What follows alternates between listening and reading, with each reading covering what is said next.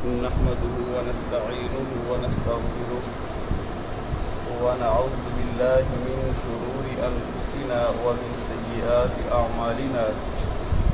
من يهده الله فلا مضل له ومن يضلل فلا هادي له أما بعد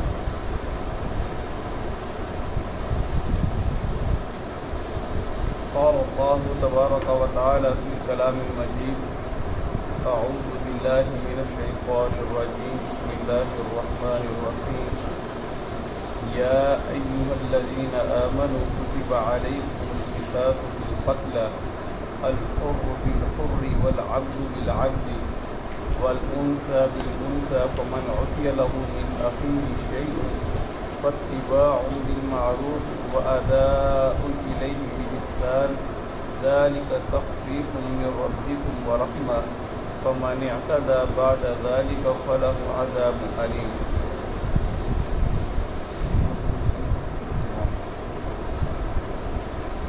یا ایھا الذین آمنوا اے لوگو جو ایمان لائے ہو کتبہ لکھ دیا گیا علیکم تم پر القصاص قصاص بدلہ لینا فی القتل مقتول کے بارے میں الحر آزاد بالعبد آزاد کے بدلے والعبد اور غلام بالعبد غلام کے بدلے والانثى اور عورت بالانثى عورت کے بدلے فمن عفی لہ بس جو کوئی معاف کر دیا گیا اسے من اخیہ اس کے بھائی کی طرف سے شیء کچھ بھی فاتباع بس پیروی کرنا ہے بالمعروف ساتھ بھلے طریقے سے واداء اور ادا کرنا ہے الیہ طرف اس کے بھی احسان ساتھ احسان کے اچھے طریقے کے ذالک یہ تخفیف ہے من ربکم تمہارے رب کی طرف سے ورحمہ اور رحمت ہے فمن اعتدی بس جو کوئی زیادتی کرے بعد ذالک اس کے بعد فلہ بس اس کے لیے عذاب علیم دردناک عذاب ہے ولکم فی القصاص اور تمہارے لیے بدلے میں بدلہ لینے میں حیات زندگی ہے یا اولی الالباب اے عقل والو لعلکم تتقون تاکہ تم متقی بن جاؤ عزیز ساتھیو اللہ رب العالمین نے یہاں پر قصاص کے بارے میں ذکر کیا ہے یعنی اگر کسی آدمی کو کوئی قتل کر دے تو اس کا بدلہ لینا فرمایا کہ آپ کے لیے لکھ دیا گیا ہے فرض کر دیا گیا ہے یہ فرض اس طرح نہیں ہے جس طرح نماز فرض ہے یہ فرض اس طرح نہیں ہے جس طرح روزہ فرض ہے نماز ہے وہ ہر حال کے اندر انسان نے لازمی پڑھنی ہے اس کو چھوڑ نہیں سکتا لیکن یہ قصاص ایسا ہے کہ اگر انسان اس کا مقتول کا وارث میں سے کوئی اس کو جو آگے ہے وہ اس کو معاف نہیں کرتا تو یہ قصاص بھی معاف نہیں ہوتا اگر وہ خود معاف کر دے تو معاف ہو جاتا ہے اس قصاص کے بارے میں اللہ تعالیٰ نے یہاں پر بیان کیا فرمایا یا ایھا الذین آمنوا اے لوگوں جو ایمان لائے ہو کتب علیکم القصاص تم پر قصاص لینا فرض کر دیا گیا ہے لکھ دیا گیا ہے فی القتلی مقتول کے بارے میں یعنی جس کو قتل کیا گیا ہے اس کے بارے میں یا اس کا قصاص لینا اس کا بدلہ لینا تمہارے اوپر لکھ دیا گیا آگے فرمائے الحر بالحر آزاد کے بدلے آزاد والعبد بالعبد غلام کے بدلے غلام والانثى بالانثى عورت کے بدلے عورت اس کا ہرگز یہ معنی نہیں ہے کہ عورت اگر عورت کو قتل کرے تو قتل کی جائے گی مرد کو نہیں اور اگر مرد کو قتل کرتا ہے تو قتل کیا جائے گا اگر عورت کو کرتا ہے تو نہیں کیا جائے گا در حقیقت اس کا معنی یہ ہے کہ زمانہ جاہلیت کے اندر ہوتا یہ تھا کہ اگر کسی کمزور طبقے کی کوئی عورت کسی بڑے اور طاقتور طبقے یا قبیلے کے کسی مرد کو قتل کر دیتی تو بدلے کے اندر طاقتور والے جو قبیلے والے لوگ ہیں چاہیے تو ان کو یہ تھا کہ جس عورت نے قتل کیا ہے اس عورت کو قتل کیا جائے وہ جواب میں کیا کرتے، ہمارا ایک مرد قتل ہوا ہے تو ہم جواب کے اندر اس کمزور طبقے کے ایک مرد کو یا ایک سے زیادہ مردوں کو جن کا کوئی قصور یا گناہ بھی نہیں ہے ان کو قتل کریں گے۔ اسی طرح اگر کسی کمزور طبقے کا کوئی غلام بڑے اور مضبوط طبقے کے کسی آزاد آدمی کو قتل کر دیتا تو جواب کے اندر بڑے طاقتور قبیلے کے لوگ اس کمزور قبیلے کے لوگوں کے اندر بجائے اس کے کہ جس نے قتل کیا اس کو قتل کیا جائے، اس سے بدلہ لیا جائے، وہ اس کمزور طبقے کے ایک یا کئی زیادہ آزاد لوگوں کو، آزاد مردوں کو بغیر کسی گناہ کے قتل کر دیتے اور اس کو اپنا بدلہ سمجھتے تھے۔ اللہ تعالیٰ نے یہاں پر بیان کیا ہے کہ عورت کے بدلے عورت، اگر کسی عورت نے قتل کیا ہے تو بدلے میں عورت ہی قتل کی جائے، مرد نے قتل کیا ہے تو اس کے مقابلے میں مرد ہی کو قتل کیا جائے۔ آزاد ہے کوئی جس نے قتل کیا ہے، بدلے میں آزاد کو قتل کیا جائے، یا کوئی غلام تھا تو پھر غلام کو ہی قتل کیا جائے۔ غلطی جس نے کی ہے وہی بھگتے گا، کوئی اور نہیں بھگتے گا۔ آگے اللہ تعالیٰ نے ارشاد فرمایا فَمَنْ عُفِيَ لَهُ، بس جو کوئی معاف کر دیا گیا۔ اچھا، یہاں پر ایک اور مسئلہ بھی ہے کہ اگر کوئی مسلمان کسی کافر کو قتل کرتا ہے تو یہ جائز نہیں ہے کہ مسلمان ہونے کے ناطے کسی کافر کو بغیر کسی وجہ سے بھی قتل کرتا پھرے۔ اگر کوئی حربی دشمن نہیں ہے، اس پر قتل واجب نہیں ہوا، اس کو قتل نہیں کیا جا سکتا کافر کو، ان کے جان اور مال کی حفاظت کی ذمہ داری مسلمانوں کے اوپر ہے۔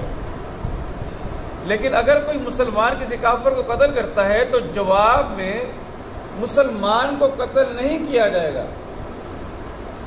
کیونکہ مسلمان اور کافر دونوں برابر نہیں ہو سکتے اور ان کا بدلہ برابر کا نہیں ہوگا۔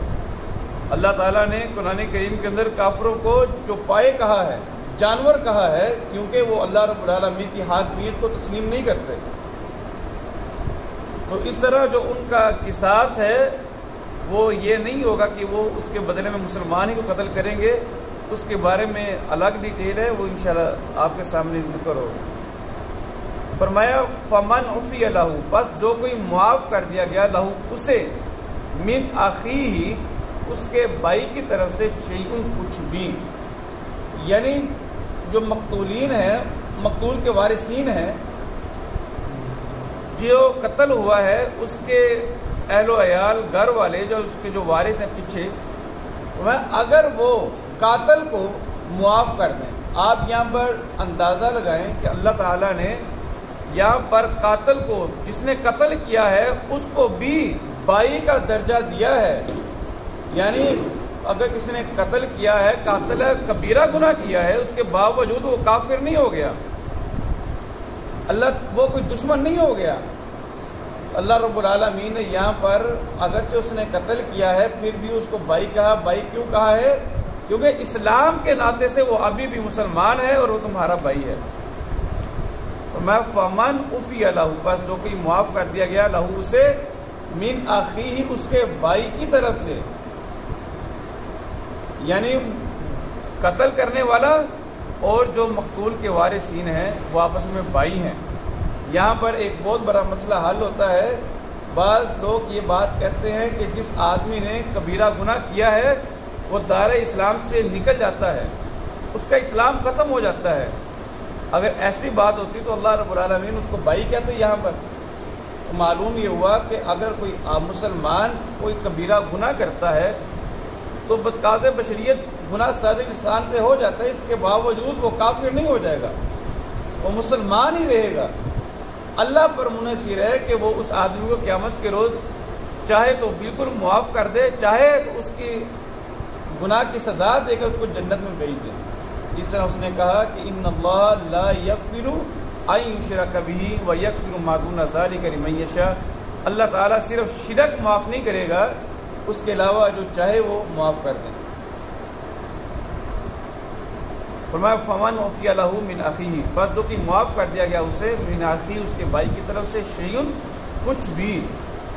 فَاتِّبَاعٌ بِالْمَعْرُوفِ، فَاتِّبَاعٌ بِالْمَعْرُوفِ، بس اتباع کرنی ہوگی بھلے طریقے کے ساتھ۔ یعنی اگر وارثین میں سے یا تو قاتل کو مکمل طور پر صدقہ کرتے ہوئے اس کی دیت بھی معاف کر دے، جی ہم اس کو معاف کرتے ہیں، فرمایا پھر بھی ٹھیک ہے، قاتل کو ان کا احسان مند ہونا ہوگا۔ اور اگر وارثین یہ کہتے ہیں کہ جناب ہم اس کو اس صورت میں معاف کرتے ہیں کہ ہم اس سے دیت وصول کریں گے، بدلے میں قتل نہیں کرتے، جان نہیں لیتے، لیکن اس سے دیت لیں گے، اور دیت بھی یہ ہے کہ یا تو پوری لیں گے یا کچھ معاف کر دیتے ہیں یا کچھ لیں گے۔ تو ان دونوں صورتوں میں یہ ہے کہ فرمایا کہ جو دیت وارثین مانگ رہے ہیں، قاتل کو چاہیے کہ احسان کے ساتھ اچھے طریقے سے وہ دیت ان کو لوٹا دے۔ یہ اس کے لیے بہتر ہے کہ اگر انہوں نے پوری دیت مانگی ہے پوری دیت دے، اگر کم دیت کچھ معاف کر کے مانگی ہے تو جتنی مانگی ہے وہ دیت دے، تاخیر نہ کرے، اس کا انکار نہ کرے۔ اللہ کے نبی علیہ السلام نے فرمایا کہ اگر کوئی آدمی غنی ہے، استطاعت رکھنے کے باوجود دیت کے اندر تاخیر کرتا ہے تو وہ ظالم کہلاتا ہے۔ تو اگر استطاعت ہے وقت پر دیت جو ہے مکمل طور پر اس کو ادا کرنا ہوگی۔ فرمایا ذالک، یہ تخفیف ہے من ربکم، تمہاری رب کی طرف سے۔